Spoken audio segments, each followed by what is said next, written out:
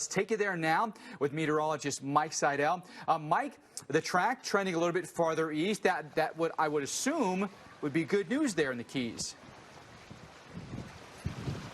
Oh, it is. Everybody is very happy, especially the ones that have checked in through the weekend. They know there may be some rain on Saturday and maybe some showers Sunday, but the tropical storm kind of impacts right now are pretty much off the table for the Keys. There was no watch here. When the Hurricane Center put out the watch at 5 Eastern, they included Miami-Dade north to Sebastian Inlet, did not include the Keys.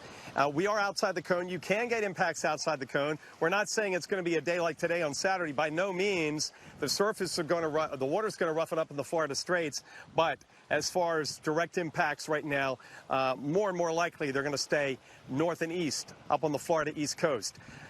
But let's go to the West Coast, Southwest Florida, Lee Collier County, where people have been out preparing for the storm. Remember, they went through Irma in 2017. They had the second landfall, Cat 3 in Marco Island, just up the coast here. They had the first landfall, Cat 4. So they know what hurricanes are all about. They were out shopping today. We actually talked to one of the locals, how shopping has been considering the pandemic and what is available and what's not available on the shelves at these home improvement stores. It's always better when the storm comes if you're totally prepared and you're not trying to do things at the last minute. But if you remember back in COVID, toilet paper disappeared. Since then, back in early February, the worldwide supply chain has been constricted, and a lot of products that are readily available just aren't as available as they used to be. So there's less opportunity for products. And I can speak from experience back in Georgia that the lumber supply at one of the home improvement stores I go to about a week or so ago was, it was definitely lacking. So for folks that get lumber and board up, Dr. Knabb. The other thing that really has us concerned, and you've talked about it, and I wrote this out with Dorian last year, that parallel track along the Florida East Coast.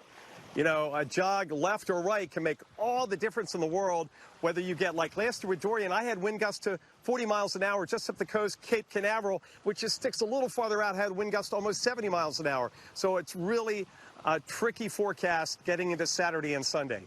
Yeah, and as Alex and I talked about last night, this turn could be just the last minute. It'd be a game of inches, at least in meteorological terms, how the shape of this track is shaped just like the southeast U.S. So from meteorologist Mike Seidel, he's in Key West, a great position because, Mike, yesterday we had the entire state in play. Things looking better for the West Coast and Key West area.